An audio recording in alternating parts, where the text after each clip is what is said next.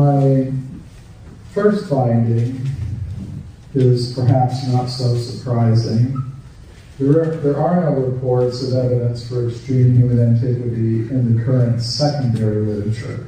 I divide the scientific literature into two basic groups. Primary literature, by which I mean original reports by investigators published in the professional scientific literature, and then the secondary literature, which is based on the primary literature. Secondary literature would include textbooks, survey studies, things of that sort.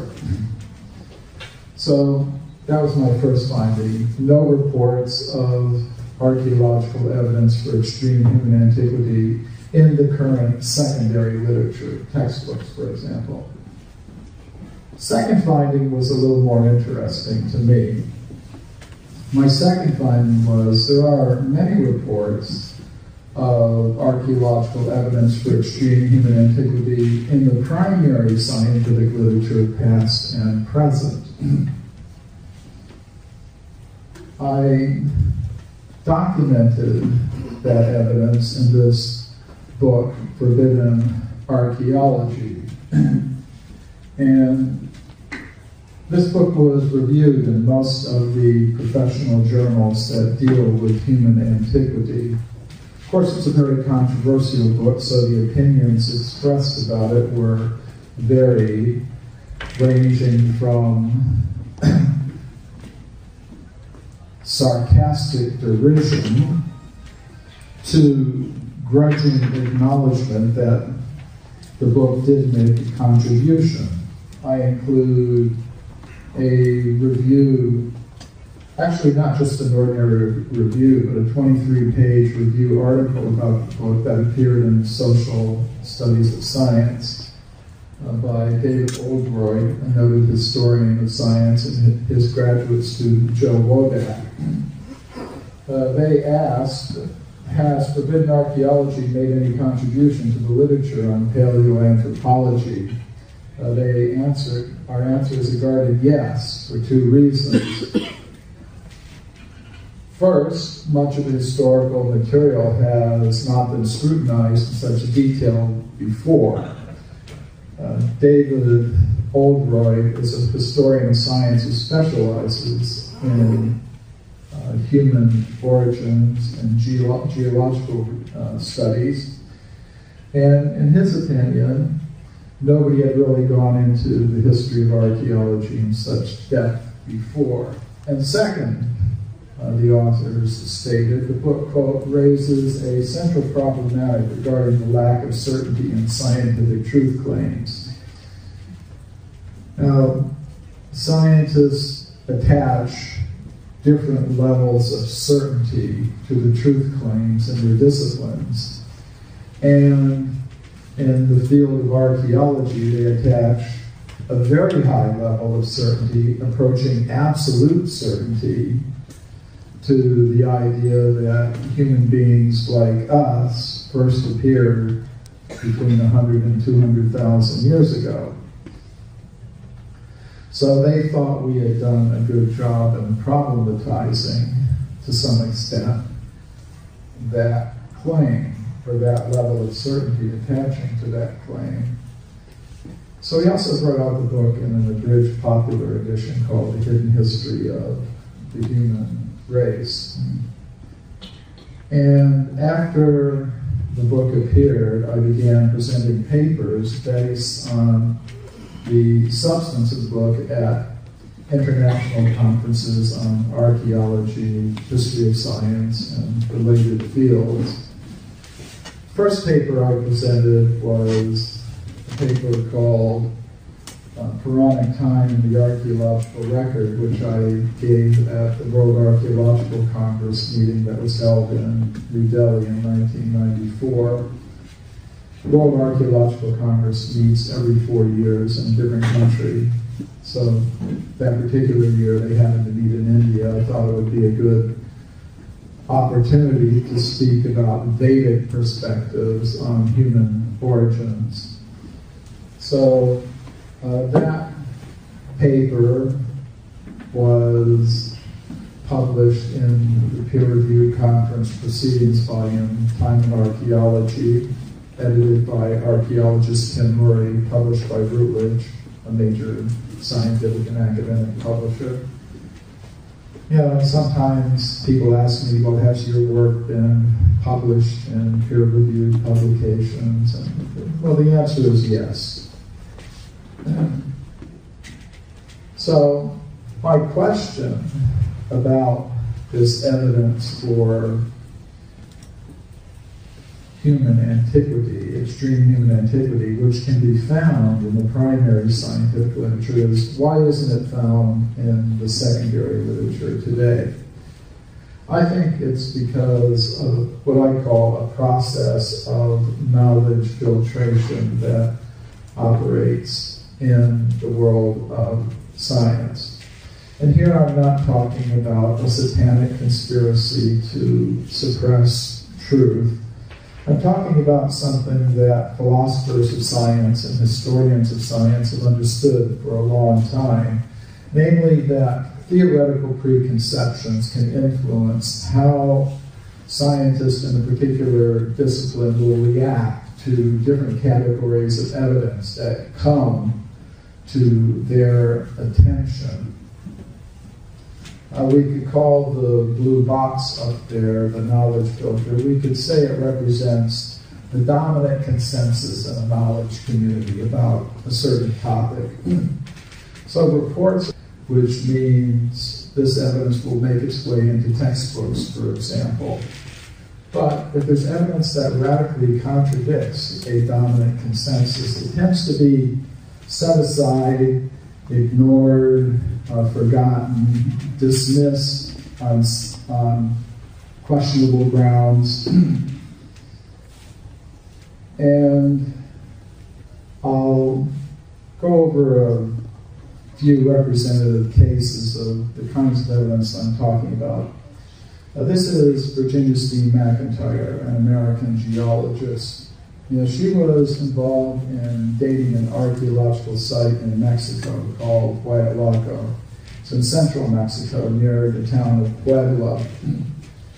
There, a team of American archaeologists uncovered artifacts at this place. This is the excavation at Huayalaco. It's a very professional excavation. The artifacts were photographed in the layers of rock in which they were found. And of course, the archaeologists wanted to know how old these things were, so they called a team of geologists to the site. Virginia Steen McIntyre and her colleagues used 4 methods for dating the site. I'll mention a couple of them here. They used the uranium series method to date animal bones with butchering marks, which were found in the same layers as the stone tools. They got ages up to 245,000 years using these methods. Above the layer of the stone tools and butchered animal bones was a layer of volcanic ash. The geologists used the zircon fission track method to date that layer of ash and got an age of 270,000 years. Using all 4 methods that they employed, the geologists concluded the site must be at least 250,000 years old. The archaeologists said that is impossible. According to their understanding, human beings capable of making the artifacts didn't exist anywhere in the world 250,000 years ago, what to speak of North America. You know, the current dominant consensus is there are no human beings in North America until 20,000 years ago at the earliest. So the archaeologists refused to publish the age for the site given by their own hand-picked team of geologists. This was quite surprising to Virginia Steen McIntyre and her colleagues. Therefore, they independently published the age for the site in a professional journal. When they did that, they experienced an extreme negative backlash from their colleagues because they had dared to publish something that contradicted the dominant consensus on human antiquity. And Virginia C. McIntyre wrote to one of the editors of the journal, not being an anthropologist, I didn't realize how deeply woven into our thought the current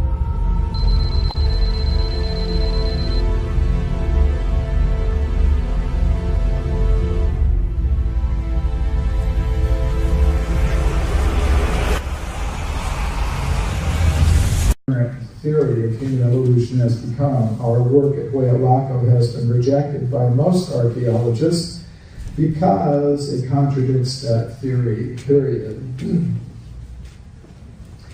So some of the cases I'm going to mention are from the more recent history of archaeology and some from the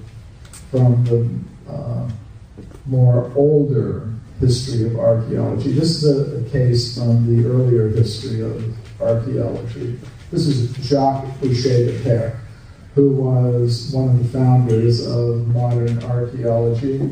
He made an interesting discovery at a place called Moulin-Quignon, near Abbeville in northeastern France. He found in an excavation an anatomically modern human jaw. And he found it in this layer of his excavation, along with many stone tools and weapons. According to modern geologists, that layer at Moulin-Quignon is about 430,000 years old. At the time in the 19th century when the discovery was made, it was quite controversial.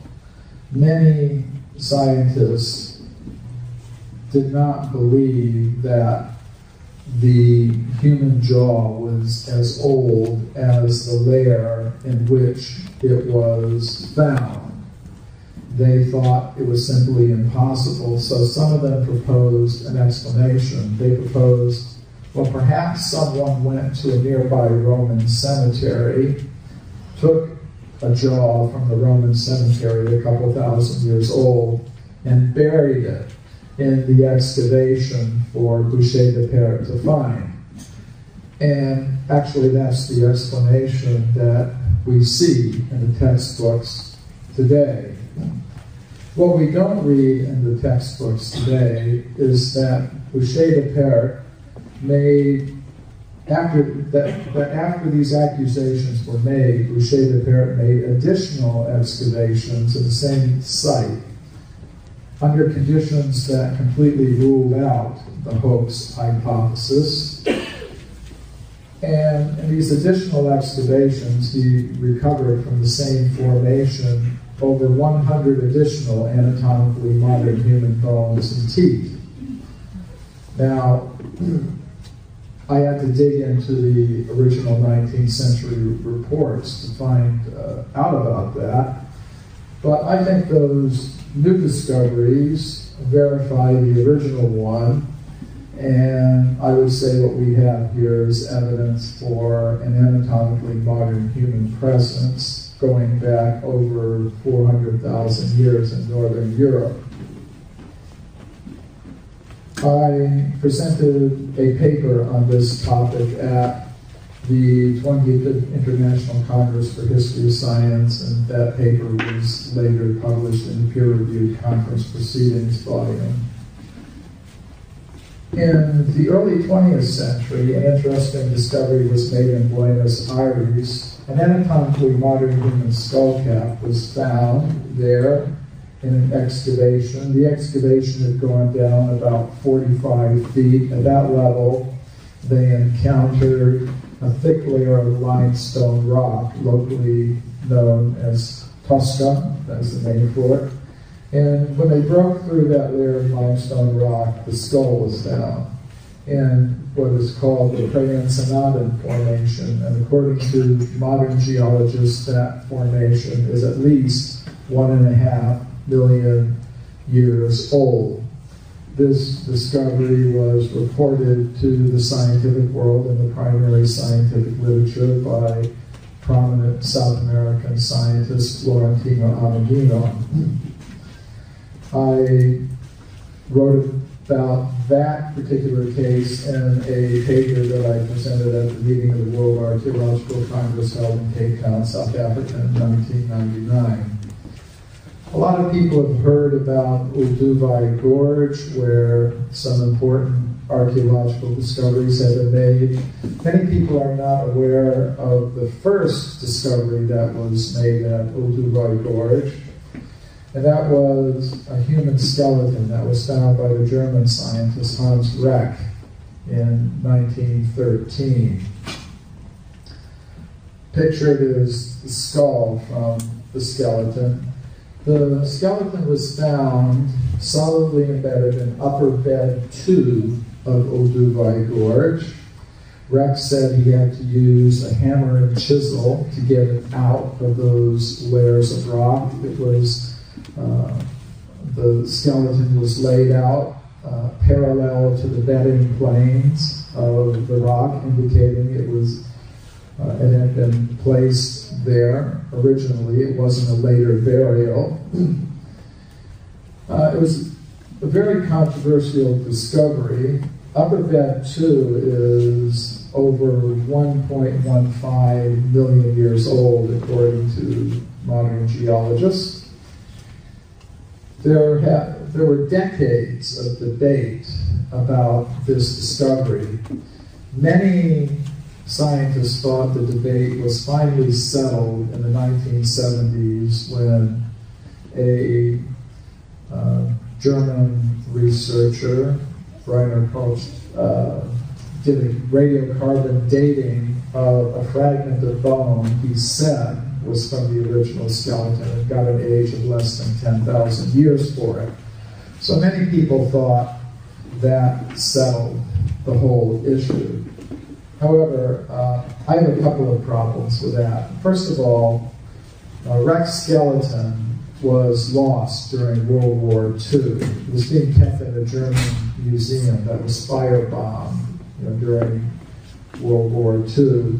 What Rex did is he said he found in another museum somewhere a box that contained some slivers of bone that he said were from the original skeleton. Whether they were or not, I don't think we can say.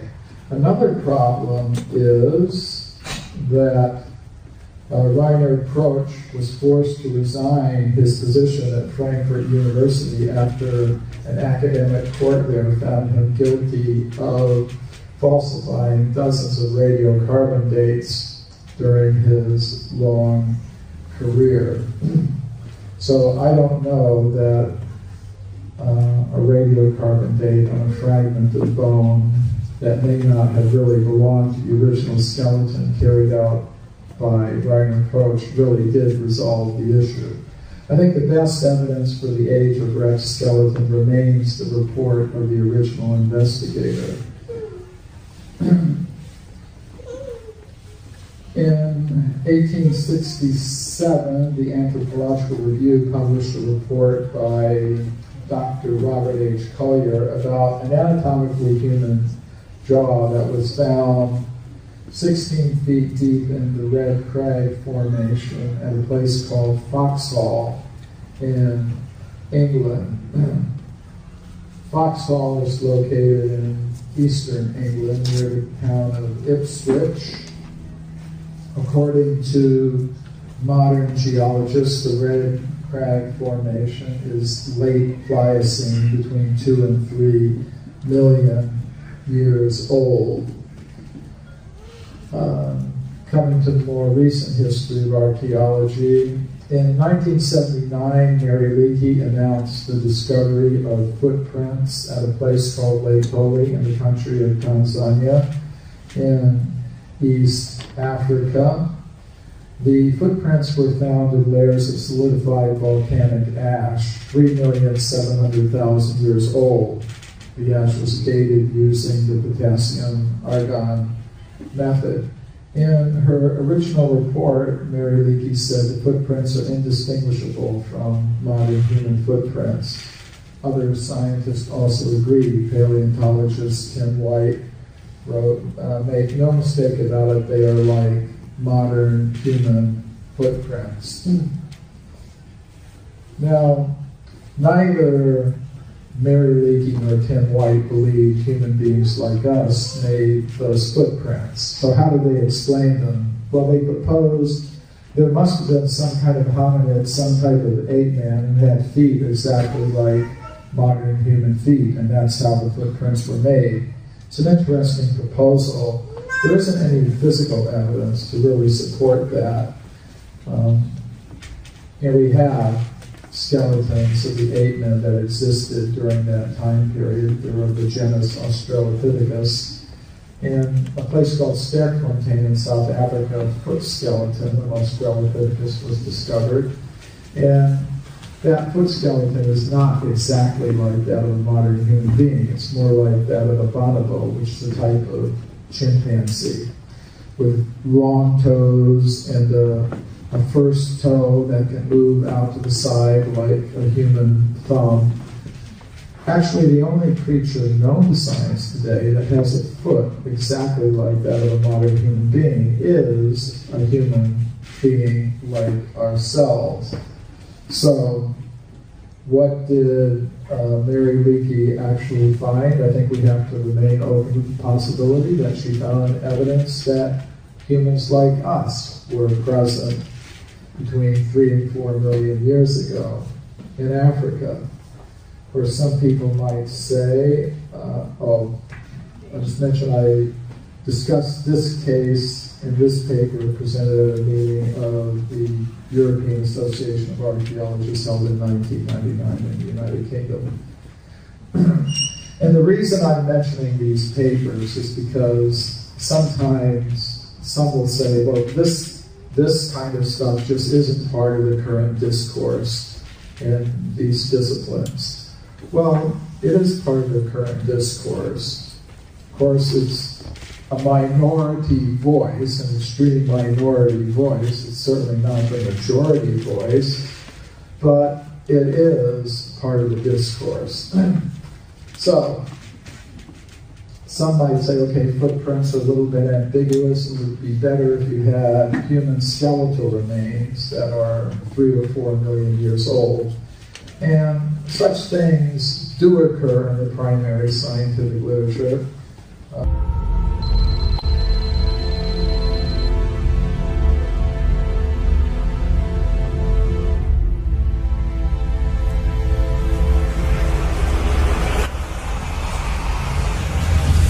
For example, in the 19th century, the Italian geologist Giuseppe Ragazzoni found human skeletons at a place called Castanedolo in northern Italy.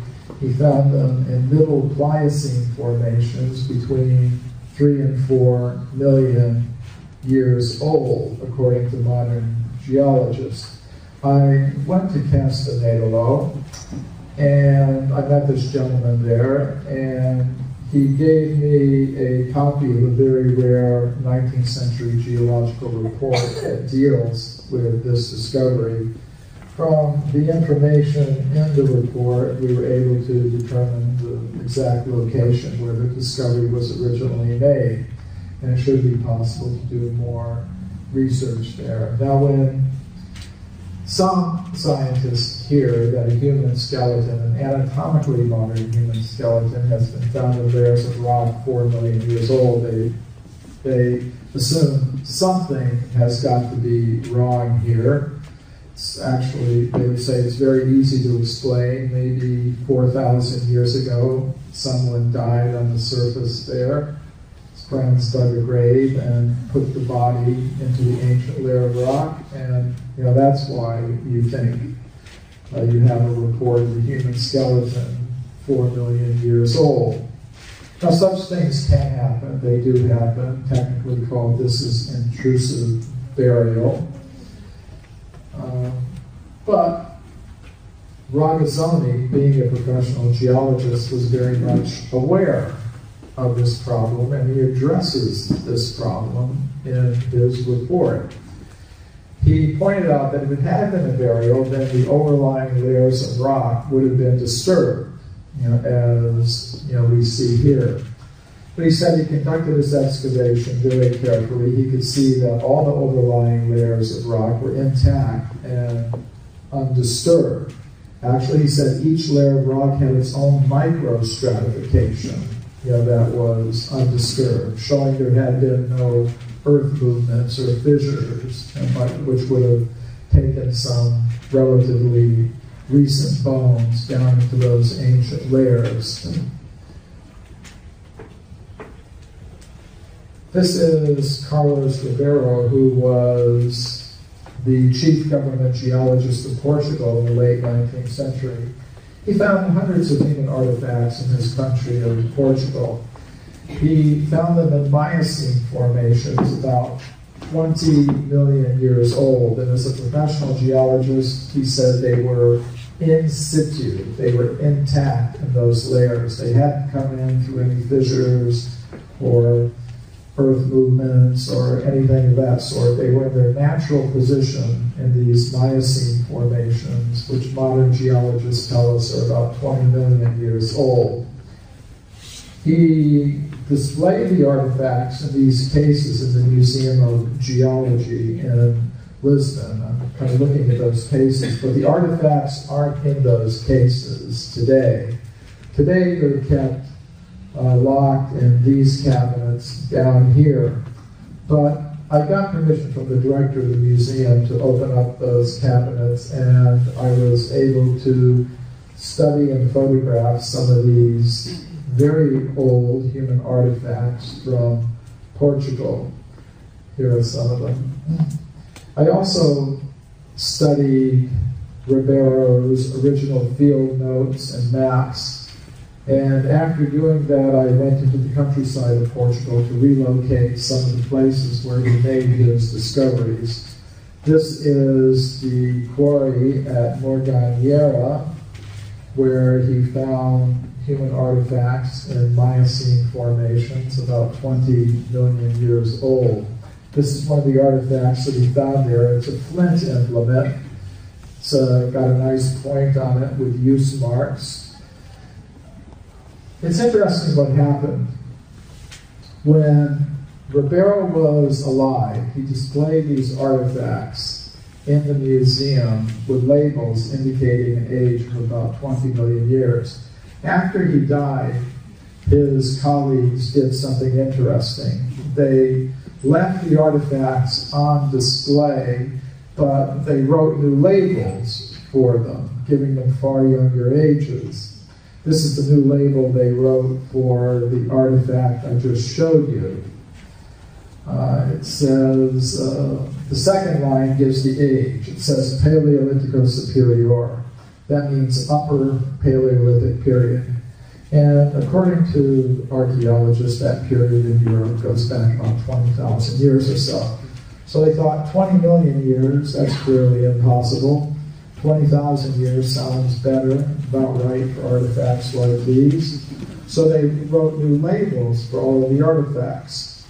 Then the next generation of officials in the museum just put the entire collection away, new labels and all. I presented a paper on this case at a meeting of the European Association of Archaeologists that took place in Lisbon in the year 2000. Thought that would be a good place to do this. And that paper was later published in a peer-reviewed archaeological journal, the Journal of Iberian Archaeology, which deals with the archaeology of Spain and Portugal. People ask, do you have peer-reviewed publications and professional literature? The answer is yes. A case that's always really fascinated me is the California gold mine discoveries. In the 19th century, gold was discovered not far from here in California. Miners went to get the gold. They went to places like Table Mountain in Tuolumne County near Sonora. And to get the gold, they were digging tunnels into the sides of mountains. And deep inside the tunnels, miners found human bones and human artifacts. For example, they found many of these stone mortars and pestles. in layers of solid rock that modern geologists tell us belong to the early Eocene period, which means they would be about 50 million years old. Just a little technical information about the dating. What we have here is the bedrock. These are ancient river channels. They're filled now with layers of rock that contain plant and animal fossils characteristic of the early Eocene period. The human bones and human artifacts were found in these same ancient river channels. The ancient river channels are covered with hundreds of feet of volcanic deposits that have been dated using the potassium argon method, as being up to 33 million years old. So that's where the dating comes from. These discoveries were first reported to the scientific world by Dr. J.B. Whitney, who was the chief government geologist of California. His report was published by Harvard University's Museum of Comparative Zoology in the year 1880. But we do not hear very much about these discoveries today. Certainly they're not mentioned in the textbooks. That's because of the process of knowledge filtration that I was speaking about earlier. This is the anthropologist William Holmes, who worked at the Smithsonian Institution. And he wrote in one of his reports, if Dr. Whitney had understood the theory of human evolution, he wouldn't have come to those conclusions, despite the imposing array of testimony with which he was confronted. Let me translate that. If the facts don't support the theory, the dominant theory, the facts should be forgotten, set aside, cast into oblivion. And basically that's what happened. However, some years ago, I was a consultant for a documentary that aired on NBC called The Mysterious Origins of Man. It was produced by Bill Cote. Bill Cote had read my book, Forbidden Archeology, and he wanted to include some cases from the book in the documentary. So I told him he should go to the Museum of Anthropology at University of California at Berkeley, because I knew that some of the artifacts from the California gold mines are still in the collection of that museum.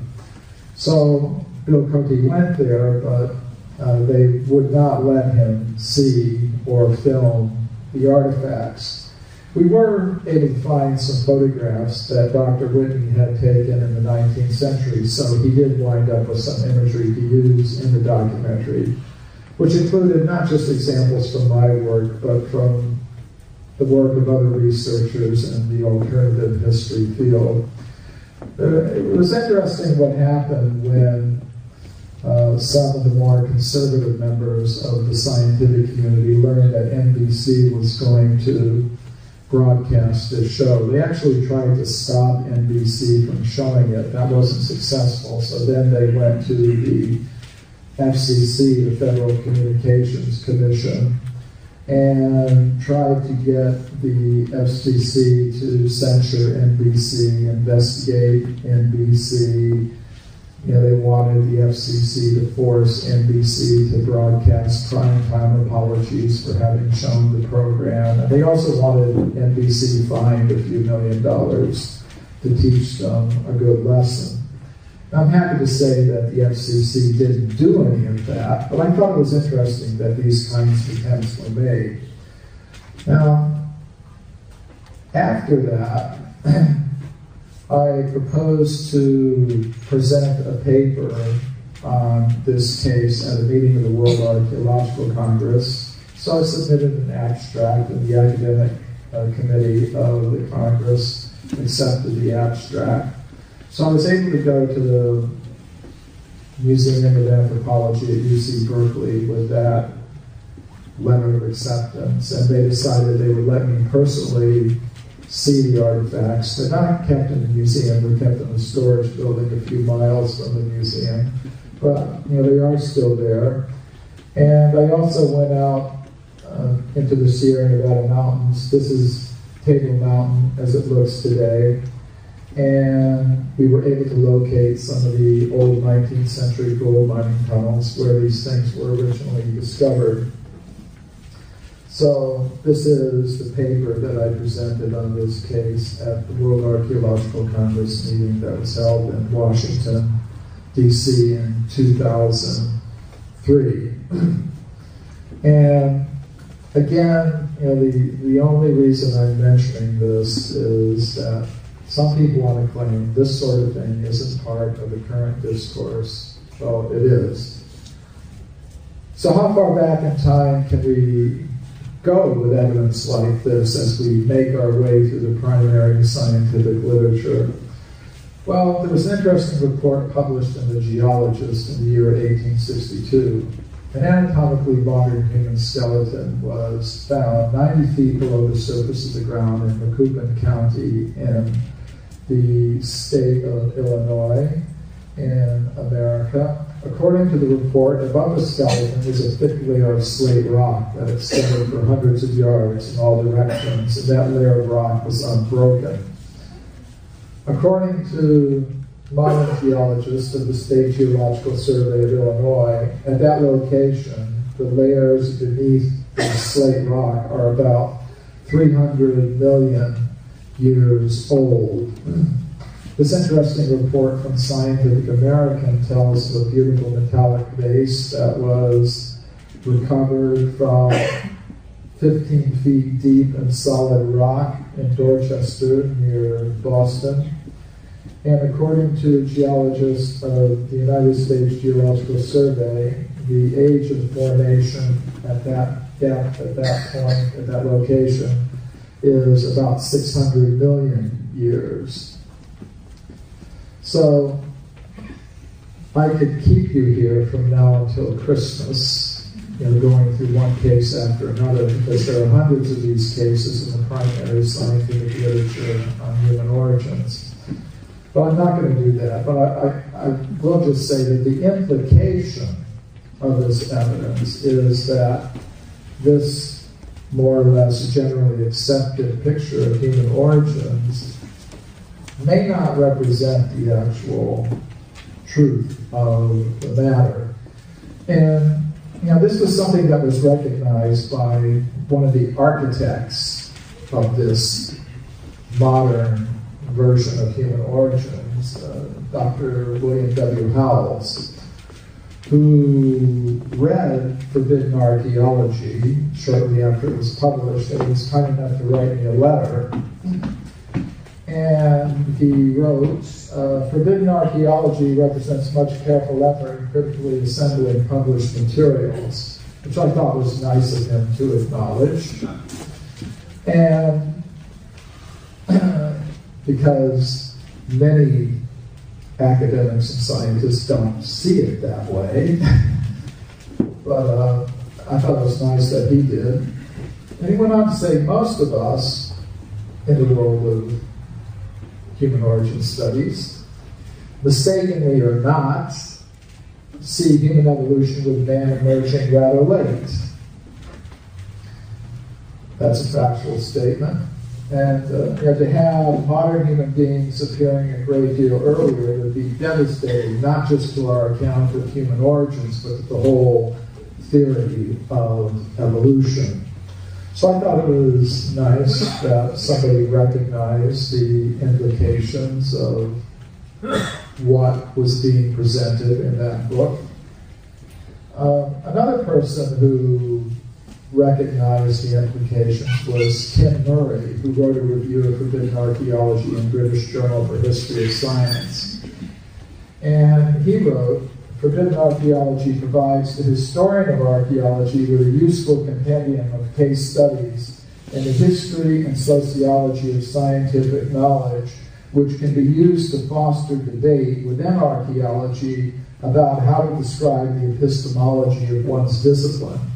And that's exactly what I was trying to accomplish in putting that book together, to inspire debate in archaeology about the epistemology of the discipline. So I think it was significant that a professional archaeologist read the book and got that message from it. It was exactly the message I was intending to send. He went on to say, Forbidden Archaeology is designed to demolish the case for biological and cultural evolution and to advance the cause of a Vedic alternative. 100% correct. And I thought it was nice of him to recognize that, acknowledge it, and succinctly express it in his review. Now, it's when we get to the phrase Vedic alternative that alarm bells start going off in the minds of many. Because here they see, many will see, well, here's an attempt to sneak religion into science, and that is absolutely forbidden. It just should not be allowed, not in the slightest. So, Murray went on to say something very interesting. He wrote, the quote, dominant paradigm in archaeology has changed and is changing, and practitioners openly debate issues which go right to the conceptual core of the discipline. Whether the Vedas have a role to play in this is up to the individual scientist concerned. Now that is a statement that I 100% absolutely agree with. Some people want to make an a priori rule that you cannot bring the Vedas or any other spiritually inspired idea into the world of science. So I disagree with that idea. I agree with this idea. It should be up to each individual science or science teacher whether or not to grant a role to ideas that may have some source in the Vedas, the Quran, the Bible, the Native American teachings, Australian Aboriginal teachings, whatever. Of course, with the qualification that they have to be justified with scientific evidence and logic. So that's a position that I can 100% support. And I would 100% disagree with those who want to say such things should be totally excluded, a priori. Now I'm going to wrap this up by giving some personal experiences of presenting these things to university audiences. My books are now published in 20 different languages, more than 20 different languages. One of them is Russian. So I've been invited to Russia several times. I've spoken at universities from one end of the country to the other, from St. Petersburg to Moscow to Vladivostok and back again. And mostly the lectures go fine. But sometimes, one or two places there have been some problems. This is the Tumen State University in Russia, and some professors there invited me to speak about my work, and a lecture was scheduled. But the day before the lecture, the president of the university canceled the lecture because of pressure from faculty members, other faculty members, who did not want me to speak there. They objected to me speaking for two reasons. First of all, I was questioning the dominant theory of human origins, the Darwinian evolutionary theory. And second, and perhaps even more unforgivingly, I was doing it from a Vedic perspective. So either one of them probably would have been enough to inspire these professors to approach the administration and get them to cancel the lecture. So the professors who invited me went to the president of the university and tried to get him to change his mind, but he wouldn't.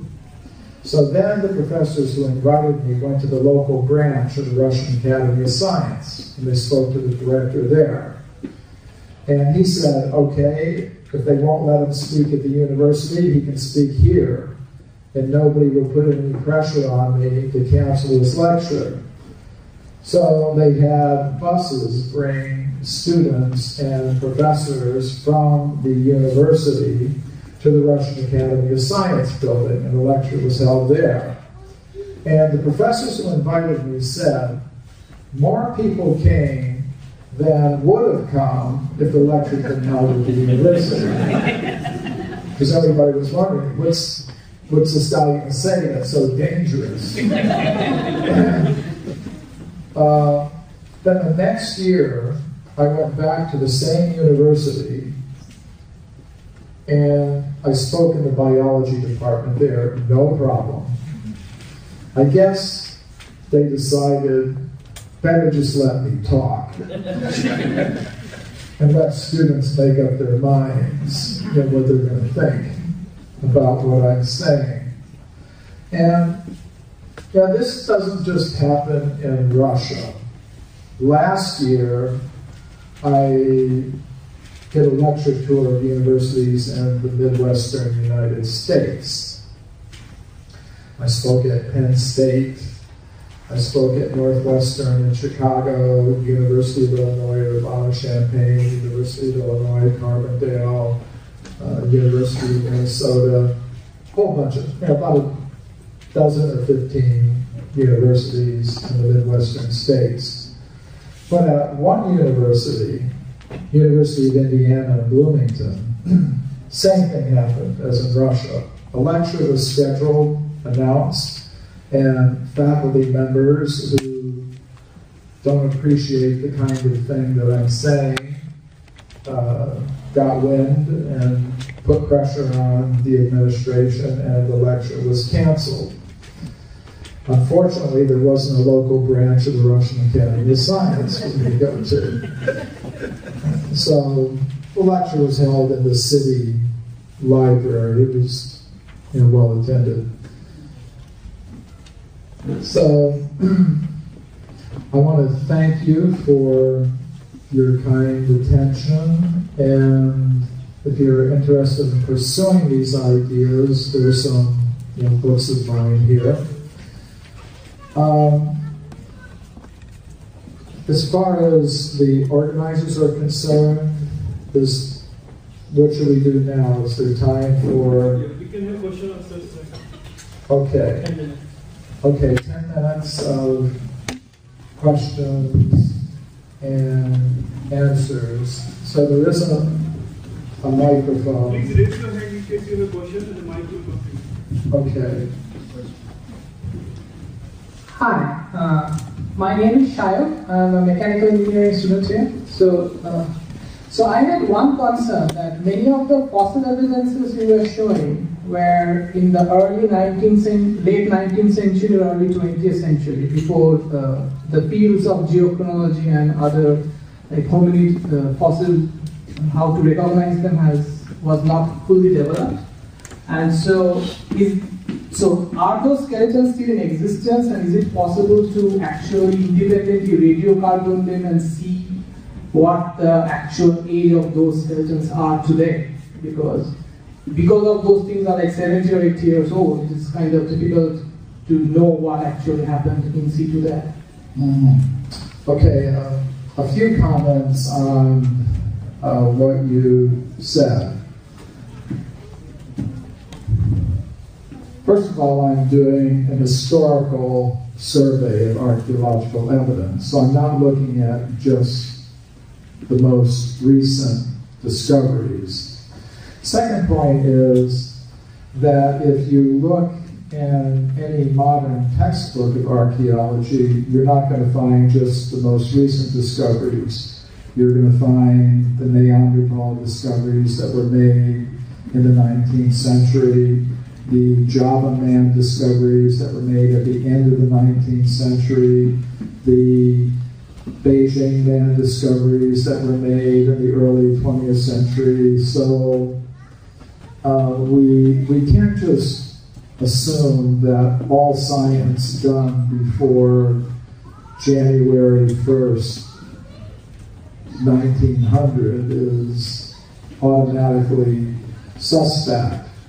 That's why, I found it very helpful to go back to the original reports and see what kinds of work were actually being done. Were the authors of the original investigations, the original investigators, were they taking into account these things? Now, new sources, new dating methods sometimes introduce new ways to make mistakes. That can also happen. So, in some cases, things are there. As you saw, I would go into the museums, I would locate objects that are in their collections. So, in these cases, it would be possible to go back and do new dating studies, apply new dating methods, and I can apply, the latest methods to reinvestigate cases with the idea of discrediting what I say. I would welcome that. But as I was showing, in some cases, even if the latest dating methods are applied, then there could still be resistance to the conclusions. So, another question. My name is Raksi Jariwala. I do some research in the biological sciences. I had a question with respect to the Vedic perspective that you mentioned. First of all, you present evidence that the origin of humans may go back to millions of years prior to Darwin. So, from a Vedic perspective, then, if we accept the fact that humans existed millions and millions of years ago, what would the perspective be? If this is a hypothesis or even a current consensus, current thinking, as to the relationship with other species, whether other species, that is lower species, coexisted at that time with humans, or did they come later, such as reverse evolution or reverse Darwinism? Because there could be some support in the Vedic concept in terms of consciousness, that if humans have the most highly evolved consciousness and somehow they lose it or fall, they would descend into a lower species.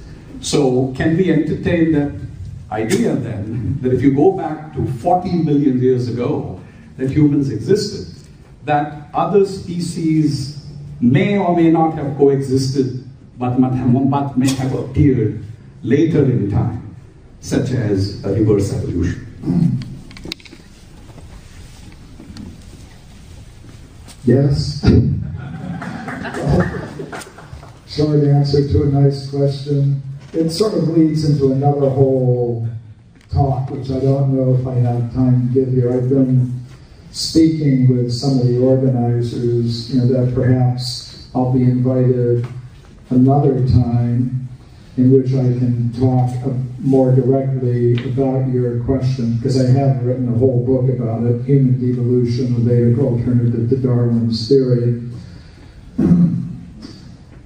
which gets into those questions. But just briefly,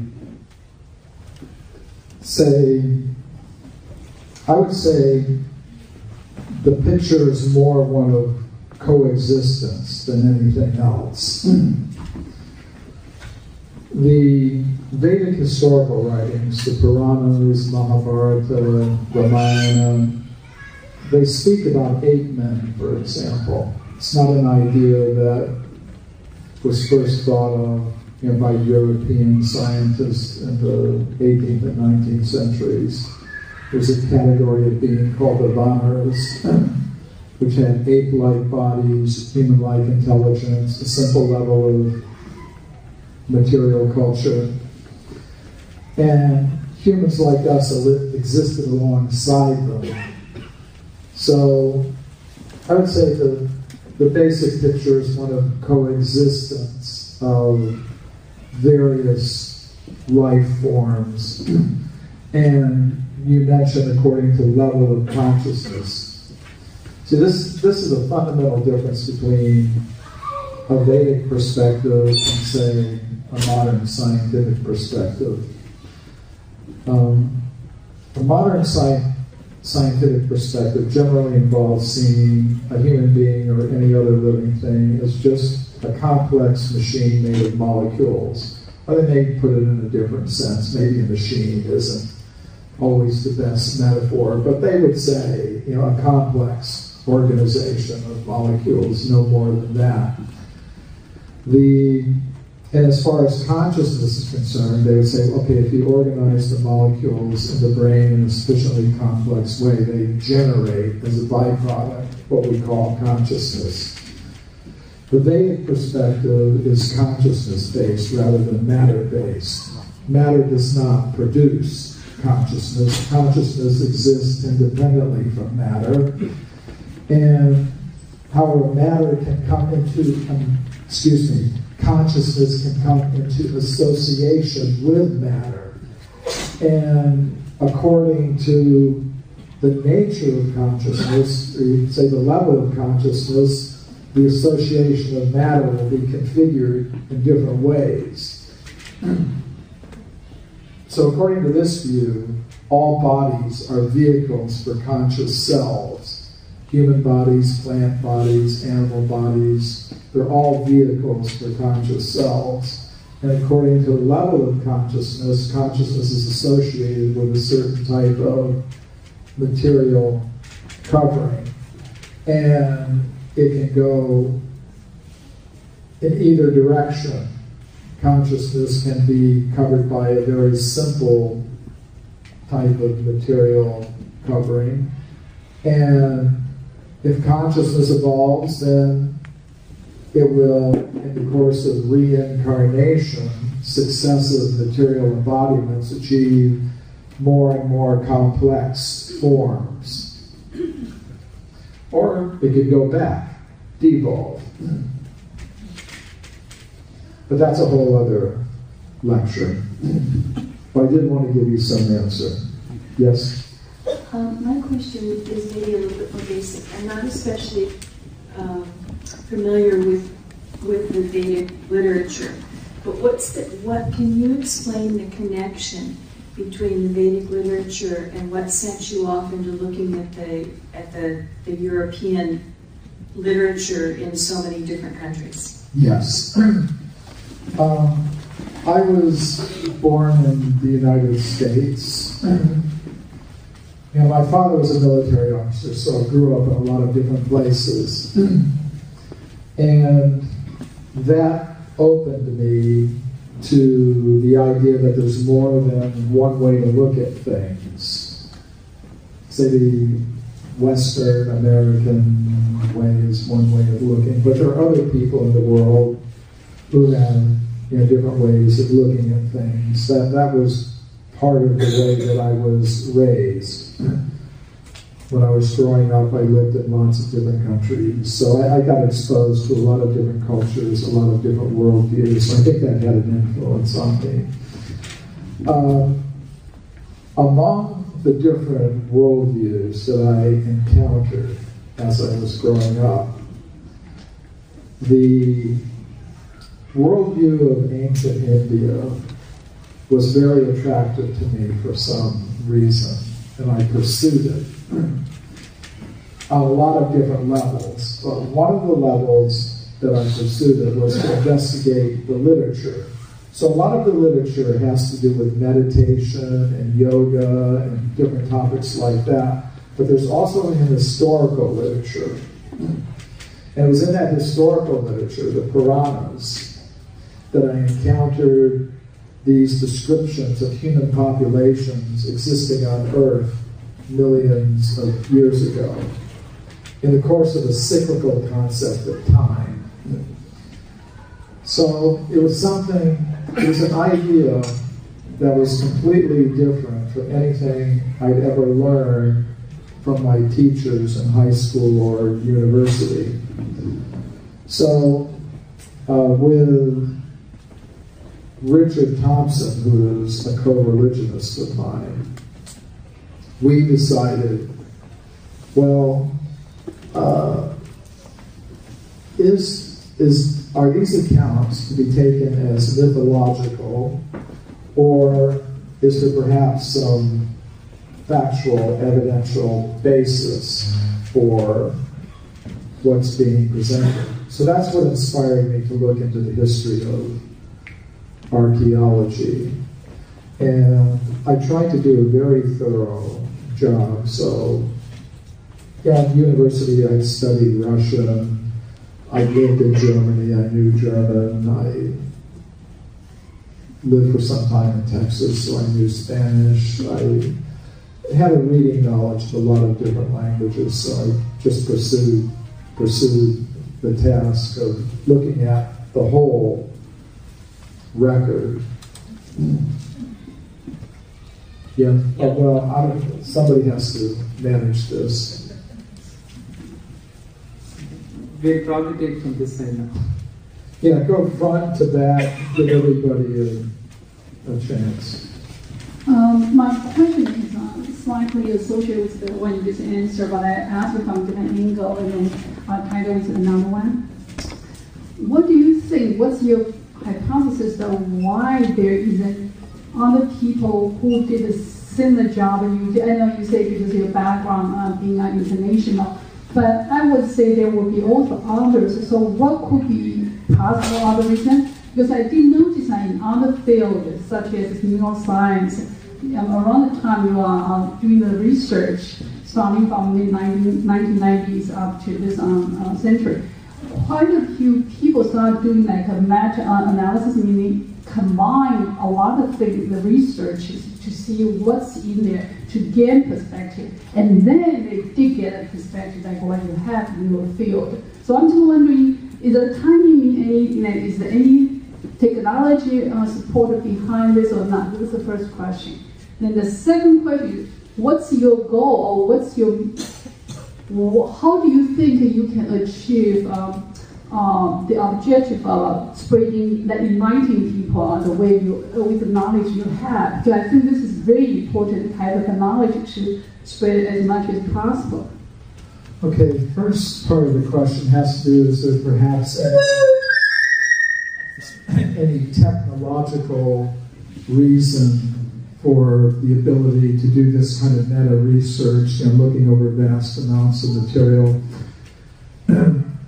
And I started this research in 1984, which means a lot of the resources that are available today were not available to me when I started this research, and practically throughout the entire period that I was doing the fundamental research for this book. In other words, there wasn't a World Wide Web, at least not one that was generally available. And computerization of library systems and things like that.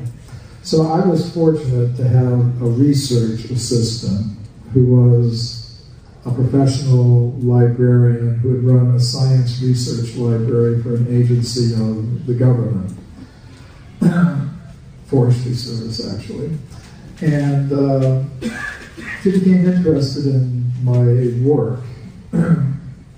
So she knew how to get things from all over the world through the interlibrary loan system and things like that. So the research that I did between, say, 1984 and 1992 for the book Forbidden Archeology was done in a kind of like a pre-web era, and it was done, you could say, that way. So I would say it wasn't any technological sort of advancement that inspired me or enabled me to do that. Now, of course, today, you know, the advances in digitizing a lot of these publications, you know, even these archival publications, is a big help. And it does facilitate this kind of thing. But the work that I did for the research that I described today wasn't done in that way. The other question, other part of your question, you know, how do I hope to accomplish my goals?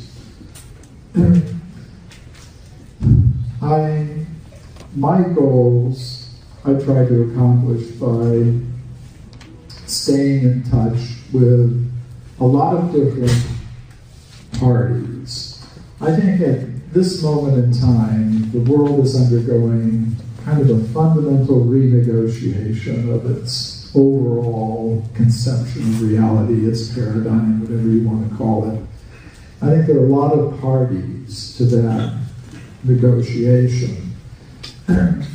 There are people who are totally on the spiritual side, and some people totally on the scientific side. There are some people who are mixing them. There's the general public, the different areas of popular interest and alternative ideas. I try to stay in touch with all of them, and I try to communicate in a lot of different ways. You know, I communicate by speaking at scientific conferences, at universities. I also go on popular TV shows and radio shows, and not just in this country, but all over the world. So there are a lot of things that I try to do to accomplish, you know, my goals. But here is one very specific thing that I would like to see. It has to do with ending the monopoly that the supporters of the now dominant theories have in the public education system. Because, say, the supporters of the now dominant theories of human origins and origin of species now they've been granted by the government in one way or another a government-enforced monopoly in the public education system so that only their ideas can be presented, which I think is not really proper in a country or a society that considers itself democratic. I would say, okay, it's a fact that today most scientists, let's put a figure on it, 99 or 95 or 98% accept the dominant theories. But it's also a fact there are some in the world of science who don't, who are proposing alternatives. Intelligent design, the kind of things that I'm talking about, other alternatives. And one of the reasons that I mentioned the publications and the presentations at conferences is to show that on a certain level, this element of the discourse is tolerated. But it's excluded from the official education system, which has the effect of delegitimizing ideas, alternative ideas, in the minds of students who are going through the education system, from secondary school to the bachelor's degrees to the graduate degrees. It has the effect of delegitimizing alternative ideas. And I think the proper solution is that in the education system, this is what I would like to see, and I think it would be a big contribution to what I'm trying to accomplish. would be, okay, let's admit, the vast majority of scientists now accept certain ideas. So give them the vast majority of pages in the textbooks. But somewhere, in some small percentage of the textbook pages, it should be neutrally and objectively stated that there are some who are proposing alternative ideas and state their reasons neutrally and objectively. And then just let students make up their own minds about these things. I think that would be, in terms of what I'm trying to accomplish, a major step forward. And even some supporters of the currently dominant theories, when I explain this idea to them, they kind of see the logic of it. They may resist it on a certain level, but I think intellectually they can see morally it's the correct thing to do. Something else. So I was just curious if through your research work, whether along with evidence for humans having existed millions of years ago, whether you uncovered or came upon some evidence about advanced technology being available to humans in ancient times. You read in the Puranas about things like vimanas or even weapons of mass destruction. There's even a theory that the Mahabharata war may have been the first nuclear war, and the Vedas talk about construction of vimanas and such like. And even I think heard, maybe this was with the History Channel, that the Mohenjo-daro site had evidence for fused rock that might have been some evidence of atomic explosions and stuff. Have you encountered anything to either corroborate or otherwise this kind of conjecture? Short answer, no. But you've touched on an important point. There are a couple of different ways to learn about the past. One of them is by what we can find in the layers of the earth. One is what we can find in historical records. And I think both are valid. And sometimes what's found in historical records can be an inspiration to conduct research. For example, Troy was discovered by a researcher who was inspired by the descriptions of that city and the Iliad and the Odyssey, to conduct some research. So from a textual source, he got the inspiration to do some physical research, and he was able to find things that were consistent with the textual sources. So, as a methodology, I think that's good, and I think it should be looked into. Now, whether we're talking about high levels of human culture or lower, more simpler levels, the very first thing, there has to be a human population there. So, I think what I've demonstrated with the research that I've done so far is that human populations were there. And for all details about their levels of culture and technology, I think that's a question for further research. And I don't think what I've done is answered every question. I think what I'm trying to do is create a framework, a research program, which would be a framework for asking questions, which can then be investigated. Like the question you just raised about evidence for possible high technological accomplishments of human populations that existed millions of years ago is not a question you could raise within the framework of the current research paradigm. It just doesn't make any sense. It's not a question you could ask. Within the framework that I'm proposing, your question makes sense. And there could be research carried out to test, say, that idea.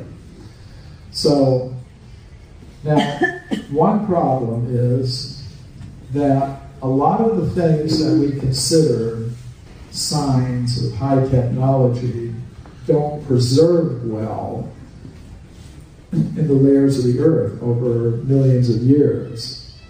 And this is something that scientists have looked into recently in connection with environmental studies. You know, some scientists have been very concerned about the impact that our modern human civilization is having on the earth. So some of them are proposing, well, they're asking the question, what if human beings just vanished today from the earth? What would happen to the remains of our worldwide technological civilization, our huge cities, so on and so forth? How long would it last? There have been interdisciplinary studies that have investigated this question and resulted in publications like the book World Without Us, and some documentaries that have shown Discovery and History Channel and things of that sort. And the conclusion that they've reached is it wouldn't last very long. Metals oxidize.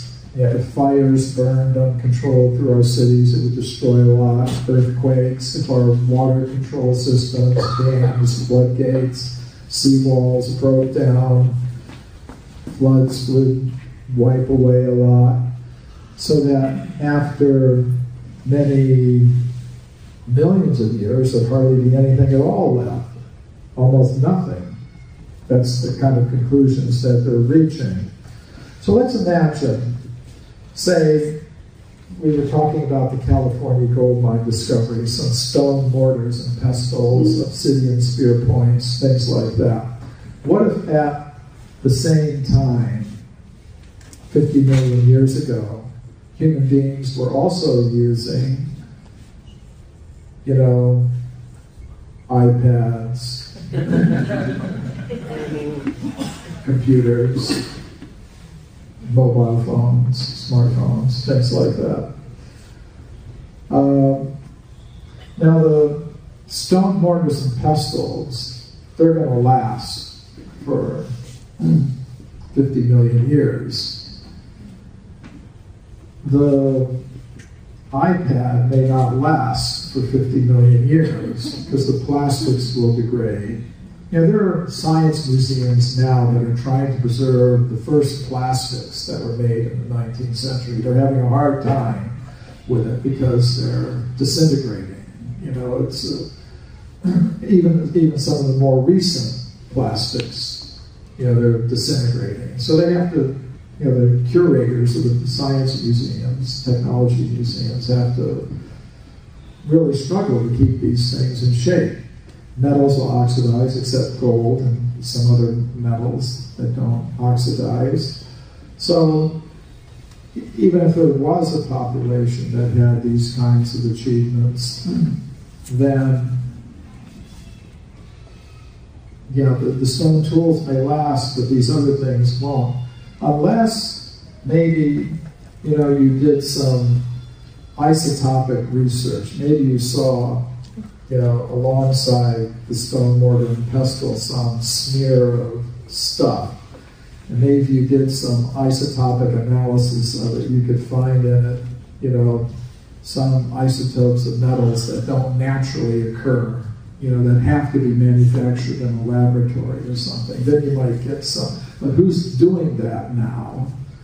Because the question you raised can't be raised in the current environment. So what I'm hoping to do is create a framework in which such questions can be asked, and in which some new generation of researchers could actually do research to answer those kinds of questions.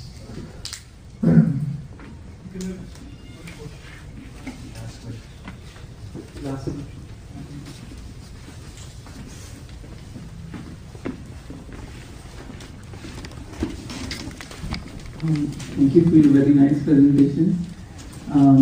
One of the points I think that you've tried to make, perhaps the most important point, is the fact that the intellectual community, the majority of the scientific community, is resistant towards new ideas or things that would change the dominant paradigm, which is existing. Some parts, not all. Okay, yeah. So my question pertains to the part of archaeological evidence and the scientific thought process behind the portion of the evidence which does support Darwinian evolutionary theory, because it is for a person who is ignorant of or not very much knowledgeable about this field, it would be hard to believe that a big portion of the scientific community would only be prejudiced or just be resistant towards new ideas because that would oppose their existing thinking. So I'm interested to learn about what is that part of the scientific evidence which does support Darwinian evolution, and is there a reason why the majority of the scientists think that this is the right theory that explains human evolution?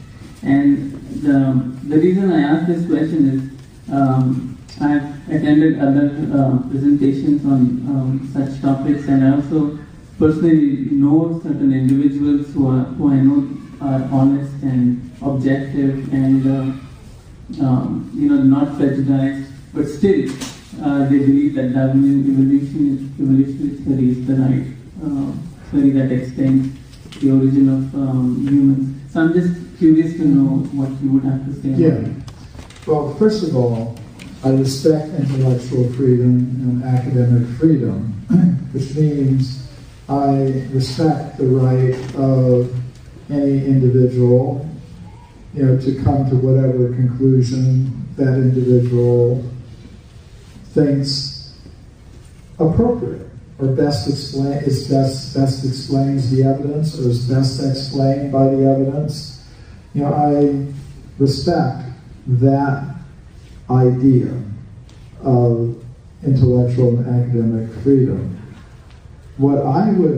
My question is not that somebody looks at all the evidence and decides it supports the Darwinian theory of evolution, and so they accept it. That's not my objection.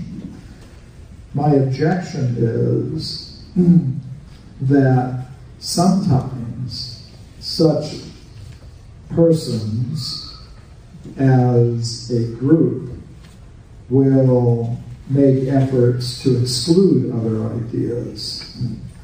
I'm not saying that,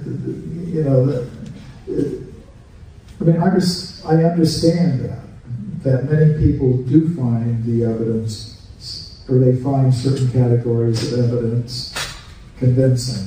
I may not. And others may not. But that isn't where I see, the problem. I see the problem in trying to get a monopoly in the public education system. I would say, if people want to establish their own schools and teach only their idea to the exclusion of all other ideas, I think anyone has a right to do that. But if we're taking tax money from all of the people, and you're going to use it, taking tax money from all the people, including me, to impose your idea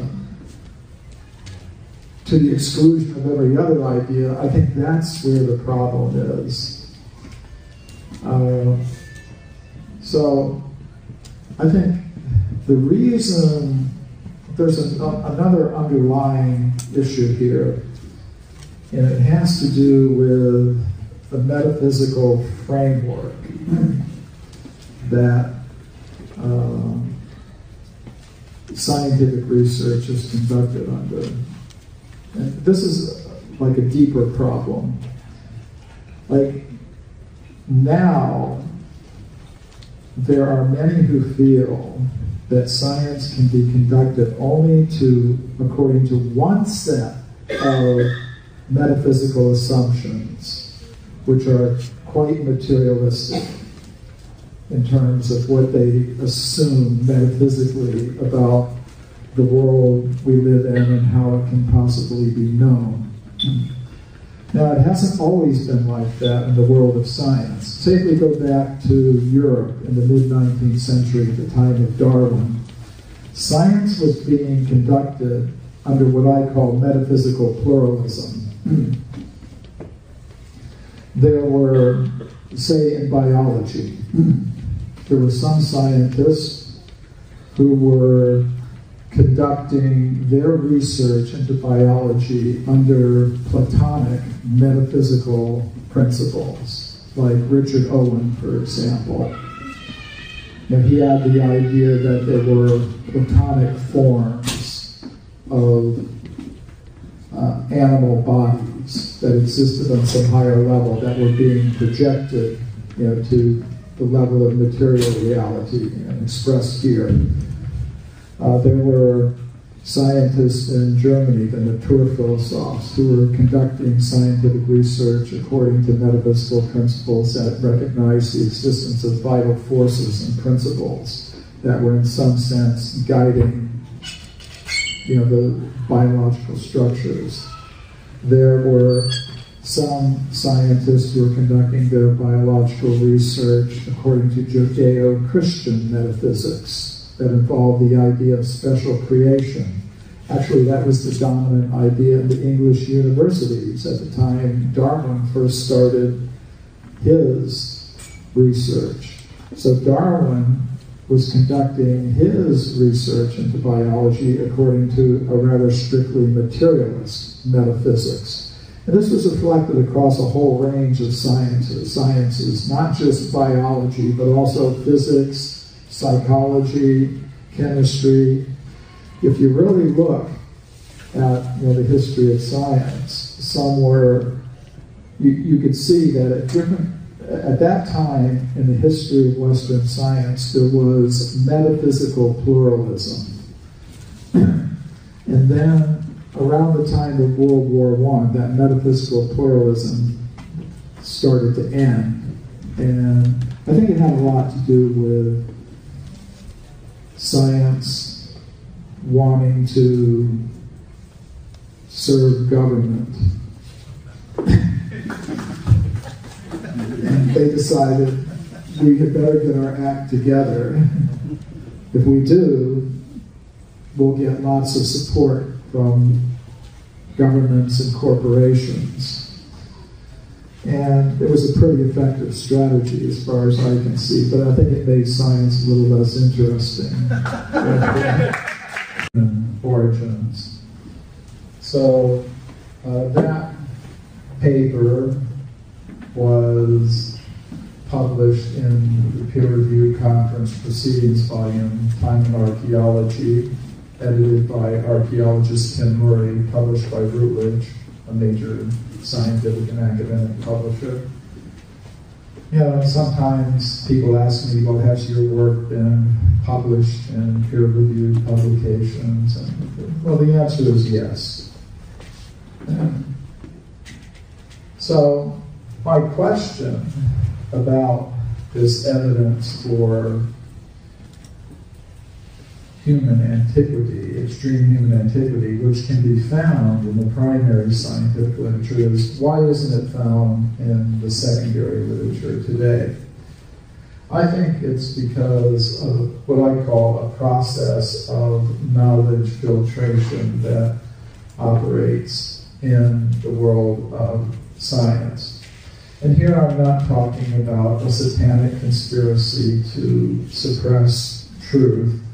I'm talking about something that philosophers of science and historians of science have understood for a long time, namely that theoretical preconceptions can influence how scientists in a particular discipline will react to different categories of evidence that come to their attention. We could call the blue box up there the knowledge filter. We could say it represents the dominant consensus in a knowledge community. Central problematic regarding the lack of certainty in scientific truth claims. Now, scientists attach different levels of certainty to the truth claims in their disciplines. And in the field of archaeology, they attach a very high level of certainty, approaching absolute certainty, to the idea that human beings like us first appeared between 100 and 200,000 years ago. So they thought we had done a good job in problematizing, to some extent, that claim, or that level of certainty attaching to that claim. So he also brought out the book in an abridged popular edition called The Hidden History of the Human Race. And after the book appeared, I began presenting papers based on the substance of the book at international conferences on archaeology, history of science, and related fields. First paper I presented was a paper called Pharaonic Time in the Archaeological Record, which I gave at the World Archaeological Congress meeting that was held in New Delhi in 1994. The World Archaeological Congress meets every 4 years in a different country. So that particular year they happened to meet in India. I thought it would be a good opportunity to speak about Vedic perspectives on human. Documented that evidence in this book, Forbidden Archeology. And this book was reviewed in most of the professional journals that deal with human antiquity. Of course, it's a very controversial book, so the opinions expressed about it were varied, ranging from sarcastic derision to grudging acknowledgement that the book did make a contribution. I include a review, actually not just an ordinary review, but a 23-page review article about the book that appeared in Social Studies of Science by David Oldroyd, a noted historian of science, and his graduate student, Joe Wodak. They asked, has Forbidden Archaeology made any contribution to the literature on paleoanthropology? Our answer is a guarded yes, for two reasons. First, much of the historical material has not been scrutinized in such detail before. David Oldroyd is a historian of science who specializes in human origins and geological studies. And in his opinion, nobody had really gone into the history of archaeology in such depth before. And second, the authors stated, the book, quote, raises about a certain topic. So reports, which means this evidence will make its way into textbooks, for example. But if there's evidence that radically contradicts a dominant consensus, it tends to be set aside, ignored, forgotten, dismissed on questionable grounds. And I'll go over a few representative cases of the kinds of evidence I'm talking about. This is Virginia Steen McIntyre, an American geologist. She was involved in dating an archaeological site in Mexico called Huayalaco. It's in central Mexico, near the town of Puebla. There, a team of American archaeologist uncovered artifacts at this place. This is the excavation at Huayalaco. It's a very professional excavation. The artifacts were photographed in the layers of rock in which they were found. And of course, the archaeologists wanted to know how old these things were, so they called a team of geologists to the site. Virginia C. McIntyre and her colleagues used 4 methods for dating the site. I'll mention a couple of them here. They used the uranium series method to date animal bones with butchering marks, which were found in the same layers as the stone tools.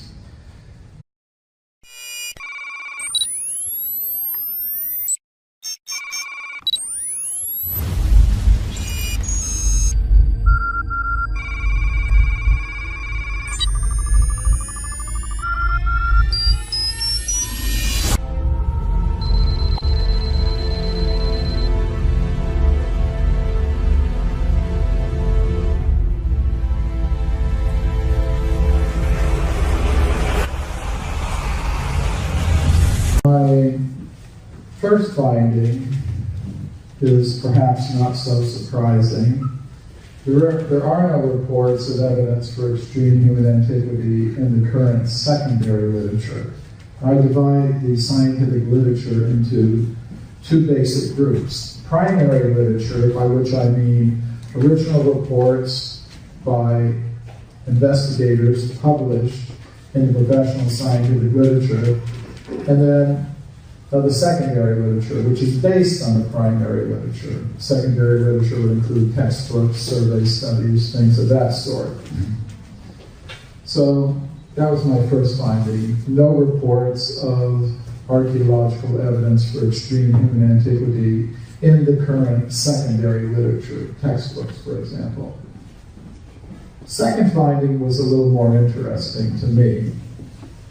My second finding was there are many reports of archaeological evidence for extreme human antiquity in the primary scientific literature, past and present.